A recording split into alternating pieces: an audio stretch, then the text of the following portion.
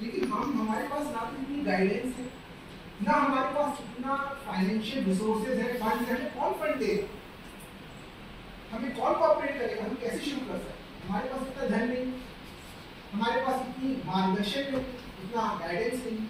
तो अगर आज आपके पास कोई इनोवेटिव आइडिया है, अगर आपके पास दृढ़ निश्चय है, डिटर्मिनेशन है कि मुझे कुछ करना है, तो आप पर विश्वास करने के लिए आज कई लोग हैं जो आपकी मदद करने को तैयार हैं। आज पूरा जो सरकार है, सरकार ने भी इतनी स्कीम्स निकाली है उन लोगों की सहायता के लिए, चाहे केंद्र सरकार हो चाहे राज्य सरकार, वो सब आपकी सहायता करने के लिए तैयार है।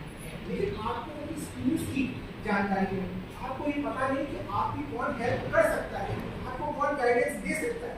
आपके पास बस एक डिटर्मिनेशन होना चाहिए, आपके पास एक आइडिया होना चाहिए, हाँ ऐसा भी कर सकते हैं।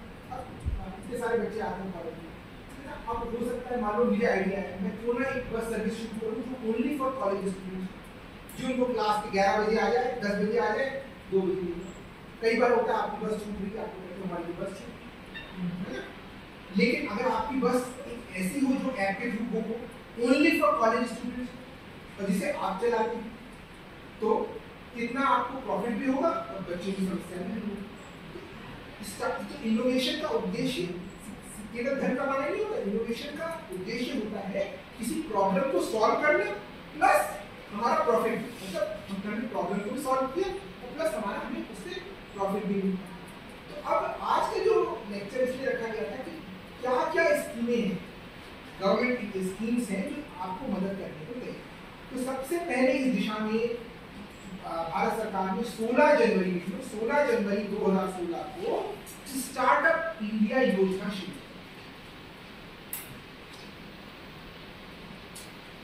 स्टार्टअप इंडिया योजना शुरू। और सरकार ने कहा था कि हम अगर आप अपना स्टार्टअप शुरू करते हैं तो हम आपको, अच्छा ये जो प्रॉफिट है ना 100 करोड़ का, इसको सही कर लो, इसमें प्रॉफिट नहीं है, टर्नओवर 100 करोड़ से अधिक टर्नओवर नहीं होना चाहिए। ये जो स्टार्टअप इंडिया की वेबसाइट है, आपने स्टार्टअप इंडिया की वेबसाइट इसमें खोल के देखी कभी? ये देखो स्टार्टअप इंडिया की वेबसाइट पे दे रखा है ये कंपनी एनुअल टर्नओवर उसका 100 करोड़ से ज्यादा नहीं होना चाहिए। प्रॉफिट नहीं है तो करेक्ट कर लो उसको, प्रॉफिट नहीं टर्नओवर। टर्नओवर का मतलब क्या होता है? आपकी जो सेल्स है, आपका पूरा बिजनेस 100 करोड़ से अधिक नहीं होना चाहिए। अगर है तब आपको स्टार्टअप का लाभ नहीं मिलेगा। यानी किसी भी वर्ष आपका जो टर्नओवर है, आपका जो बिजनेस है वो 100 करोड़ से अधिक नहीं होना चाहिए।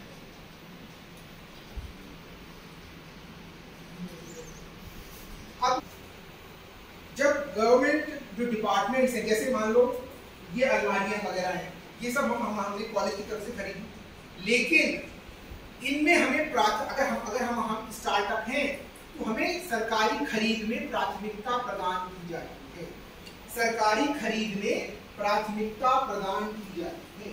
यानी अगर कोई स्टार्टअप वाला व्यक्ति अपना सामान बेचना चाहता है गवर्नमेंट को, तो गवर्नमेंट उसको प्रायोरिटी पे लेगी।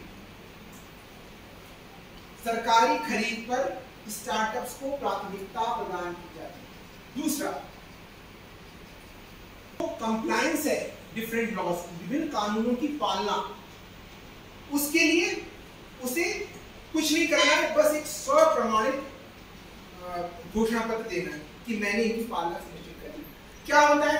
फिर आपके पास फलाना ब्लॉक पूरा हो रहा है कि नहीं हो रहा है, बिल्डिंग तरह तरह के कानून, लेकिन स्टार्टअप्स के लिए ये कोई वादा नहीं है। स्टार्टअप को क्या है? बस सेल्फ सर्टिफिकेट देना, हाँ मैंने इन कानूनों की पालना सुनिश्चित। तो विभिन्न कानूनों की पालना सुनिश्चित करने के लिए उसको स्वप्रमाणित घोषणा पत्र देना ही पर्याप्त होता है। और बिजनेसेस को ऐसा नहीं, सबको पालना चेकिंग करवानी पड़ती है उनकी पालना सुनिश्चित। एक तो ये अगला पॉइंट क्या आता है, जब हमने कोई बिजनेस शुरू कर लिया, हमें सबसे ज्यादा भय ये लगता है मान लो ये फेल हो गया तो हम इसको बंद कैसे करेंगे, हमारे ऊपर कर्जा हो जाएगा, ये हो जाएगा, वो हो जाएगा। तो उसकी भी प्रोसेस है कि 90 दिन के अंदर आप पूरा बिजनेस बंद कर सकते हैं, आपको कोई प्रॉब्लम नहीं। अगर आपका नहीं चल रहा है 90 दिन के अंदर आप पूरे बिजनेस को बंद। तो ये कौन सी अच्छा पेटेंट क्या होता है? आपने कोई आइडिया लिया, आपने कोई आइडिया डेवलप, आपने कोई प्रोडक्ट डेवलप किया, मान लो आपने कोई चीज डेवलप करी, उस पर आपका अधिकार होता है, उस अधिकार का प्रमाण पत्र होता है पेटेंट, कि मैंने ये प्रोडक्ट किया। पेटेंट नहीं जानते? पेटेंट क्या होता है?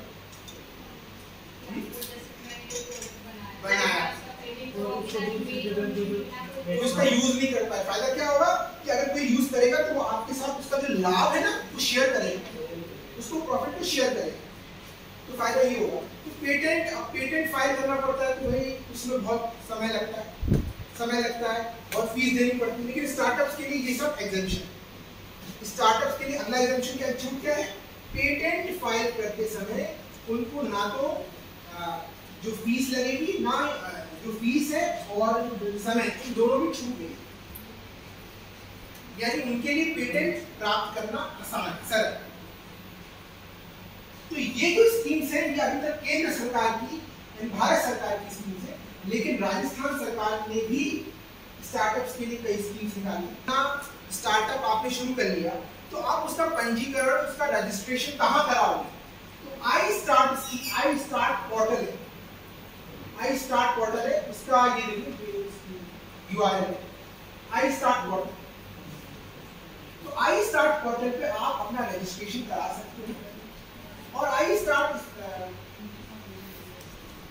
उसका पंजीकरण आप आई स्टार्ट पोर्टल, जिसकी URL ये है, ये रखिए, उस पर आप रजिस्ट्रेशन करा सकते हैं। और उससे आपको फायदा क्या होगा? मान लो आपने कुछ शुरू किया कि मैं कॉलेज स्टूडेंट्स के लिए बस शुरू करूंगा, तो मुझे फंड चाहिए, मैं बस थोड़ी खरीद सकता, मेरे पास इतना पैसा थोड़ी है, मुझे फंडिंग चाहिए, मुझे गाइडेंस चाहिए, तो मुझे कहां से मिलेगी? ये आई स्टार्ट पोर्टल। तो आई स्टार्ट पोर्टल, देखो आई स्टार्ट पोर्टल क्या है, अब इसमें आपको क्या क्या फैसिलिटी मिलेगी।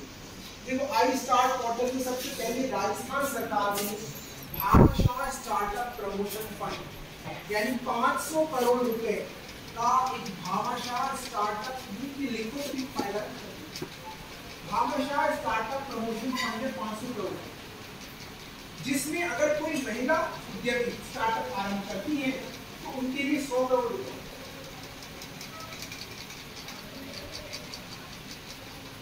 ये भामाशाह स्टार्टअप प्रमोशन फंड है 500 करोड़ का, और इसमें अगर कोई महिला उद्यमी स्टार्टअप शुरू करती है तो उनके लिए 100 करोड़ रुपए अलग से आवंटित कर रखी है। ग्रीन स्टार्टअप, ऐसे स्टार्टअप जो पर्यावरण के लिए हितकारी है, उनके लिए 50 करोड़ रुपए आवंटित कर रखी है।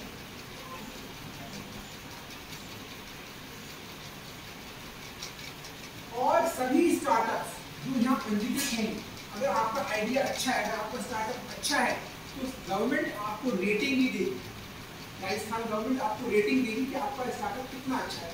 उस रेटिंग को बोलते हैं क्यू रेट, कि आपका स्टार्टअप किस कैटेगरी में आता है, प्लैटिनियम, सिल्वर। अभी राजस्थान सरकार का अभी हाल ही में बजट सुना होगा, इसमें क्या है, राजस्थान सरकार ने एक नई योजना शुरू करी है, मुख्यमंत्री युवा उद्यम प्रोत्साहन योजना।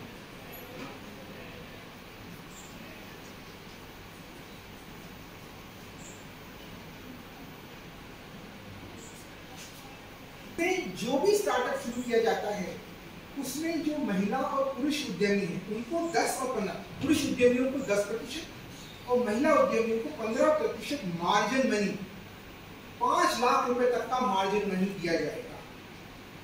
ये कौन सी योजना है जो अभी हाल ही में राजस्थान सरकार ने अपने बजट में शुरू करी है, मुख्यमंत्री युवा उद्यम प्रोत्साहन योजना। तो 10% पुरुषों को, ये चेंज, ये आपको कॉन्शियसनेस रहनी चाहिए। कोई बजट आता है, कुछ हो रहा है, आपको उसे सुनना चाहिए। केंद्र सरकार का बजट हो, राज्य सरकार का बजट हो,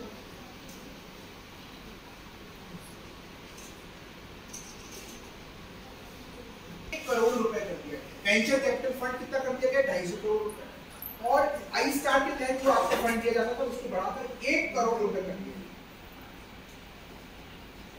राजीव गांधी इनोवेशन चैलेंज भी शुरू किया गया, राजीव गांधी इनोवेशन चैलेंज, जिसमें 5 करोड़ रुपए का अवार्ड दिया जाएगा अगर आपने अच्छा अवार्ड 5 गवर्नमेंट कर रही है हमारी। अच्छा, अब अगला कोई लिखो, एंजल इन्वेस्टर्स। एंजल इन्वेस्टर्स कौन होते हैं? वो लोग जिनके पास धन है, वो लोग जिनके पास बहुत फंड्स हैं और वो चाहते हैं उन स्टार्टअप्स में निवेश करें। आपने अच्छा शार्क टैंक सुना होगा ना, प्रोग्राम देखा होगा। वो लोग ऐसे लोग हैं जिनके पास खूब पैसा है, लेकिन वो देखते हैं आइडिया चाहिए जिसमें निवेश करें, जिसमें इन्वेस्ट करें, तो वो शार्क टैंक वाले लोग हैं। और वो लोग हैं, उन्हें कहते हैं एंजल इन्वेस्टर्स। एंजल क्यों? वो आपकी मदद करने को तैयार है, बस आपका आइडिया अच्छा होना चाहिए, आप में डिटर्मिनेशन होना चाहिए, वो आप में निवेश करने को तैयार है। एंजल इन्वेस्टर्स भी हैं, केवल गवर्नमेंट ही नहीं है, आज एंजल इन्वेस्टर्स भी। आज आपको बस चाहिए आइडिया और डिटर्मिनेशन, आपको कुछ नहीं चाहिए, एक आइडिया चाहिए और डिटर्मिनेशन। अच्छा, एक स्कीम और है जो राजस्थान सरकार की है, जिसका यहाँ बताना चाहूंगा। एक है डॉक्टर भीमराव अंबेडकर राजस्थान दलित आदिवासी उद्यम प्रोत्साहन योजना। डॉक्टर भीमराव अंबेडकर राजस्थान दलित आदिवासी उद्यम प्रोत्साहन योजना।